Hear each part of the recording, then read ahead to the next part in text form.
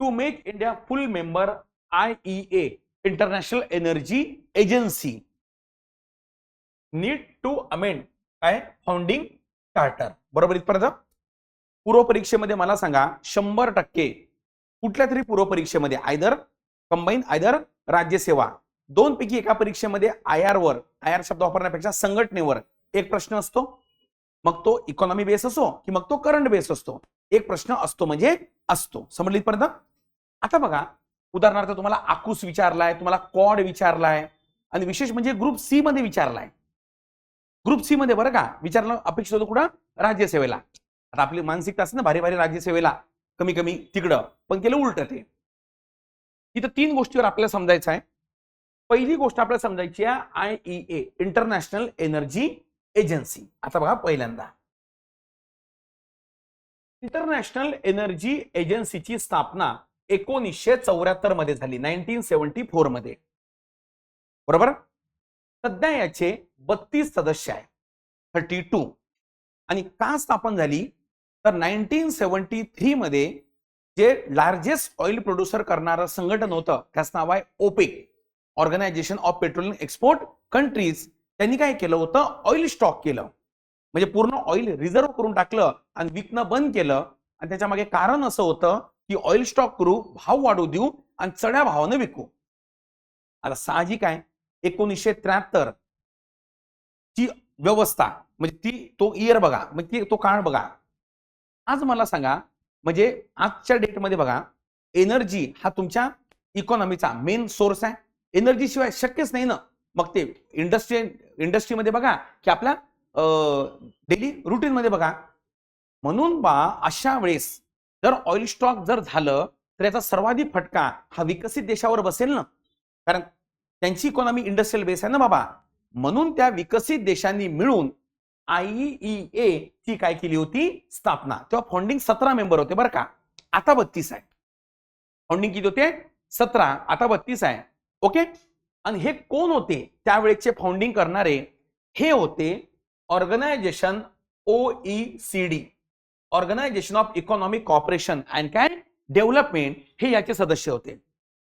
OECD ची स्थापना म्हणजे OECD हे एक असं संघटन आहे हे पूर्णपणे हे युरोप बेस संघटन आहे आणि याच्यामध्ये डेव्हलप देशांचा काय होतो समावेश. याचे 38 सदस्य देश आहे OECD चे. समजलं मी काय म्हटलं तर कुठले युरोपियन बेस आणि डेव्हलप. कुठल्याही आंतरराष्ट्रीय संघटनेचा सर्वात मोठा फटका हा कोणाला बसतो विकसित देशाला. जास्त पार्श्वभूमीवर G7 ची काय झाली होती स्थापना झाली होती ना. तर या OECD मधील 17 देशांनी मिळून त्याला काय म्हणतात की कोणाची स्थापना केली IEA ज्याचे सध्या किती देश आहे 32. बेसिक कळलं बरोबर. बेसिक समजलं का. दोन्ही संघटना केव्हा स्थापन काय वगैरे कसं. आणि हे ऍक्च्युली OECD स्थापन कसं झालं होतं तर सेकंड वर्ल्ड वॉर नंतर अमेरिकेनं युरोपामध्ये एक मार्शल योजना सुरू केली होती की ज्या अंतर्गत संबंधित देशाला मदत द्या आणि मदतीच्या माध्यमातून त्याला आपल्या कंट्रोलमध्ये आणा. समजलं. संबंधित देशाला काय द्या मदत द्या आणि मदत देऊन आपल्या कशामध्ये आणा कंट्रोलमध्ये आणा. आपल्या कंट्रोलचा अर्थ होतो त्याला भांडवल स्वीकारायला भाग पाडा. आणि ही 10 वर्षाची योजना होती 1949 ते 1959.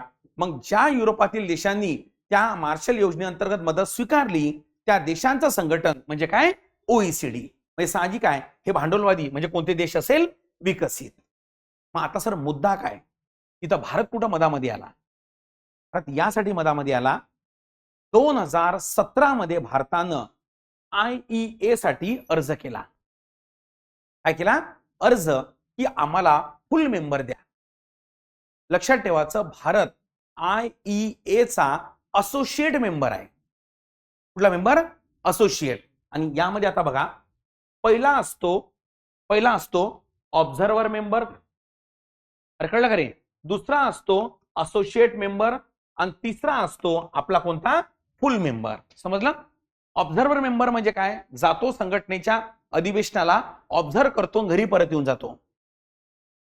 असोसिएट म्हणजे काय जातो ओके तिथं भाषण देतो आणि धोरणामध्ये काय घेतो सहभाग पण मतदान करत नाही.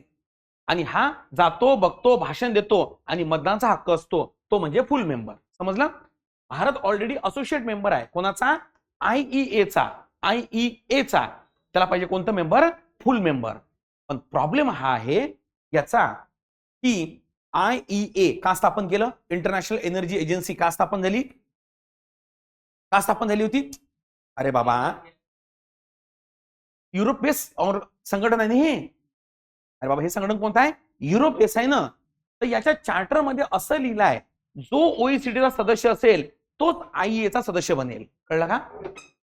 जो कोणाचा मेंबर असेल ओईसीडीचा, तो कोणाचा सदस्य बनेल? IEA चा. अरे कळलं का रे बाबा? आणि यामध्ये कोणते देश पाहिजे? युरोपियन. मग याचा अर्थ काय? IEA मध्ये युरोपियन देश आहे ना. मग आता भारत, आता हा फॅक्ट बघा कसा इकॉनॉमी आणि करंट मध्ये विचारते. जगातला दुसऱ्या क्रमांकाचा एनर्जी कन्झम्पशन देश आहे, ऊर्जा उपभोक्ता देश आहे, जगातला नंबर 2 चा. अरे कळलं का रे बाबा? मग अशा वेळेस मला सांगा, तो प्रबळ दावेदार आहे ना या संघटनेचा. आणि आता ही संघटन ऊर्जा सुरक्षेसाठी काय करते? प्रयत्न करते. म्हणून याही संघटनेला वाटते की भारत आला पाहिजे. म्हणून या संघटनेनं भारताला कोणता दर्जा दिला? असोसिएट मेंबरचा. पण भारताला पाहिजे कोणतं मेंबर? फुल मेंबर. समजलीत पर्यंत? ह्या असा टॉपिक आहे की जो मला नाही वाटत करंट मध्ये जास्त राहील.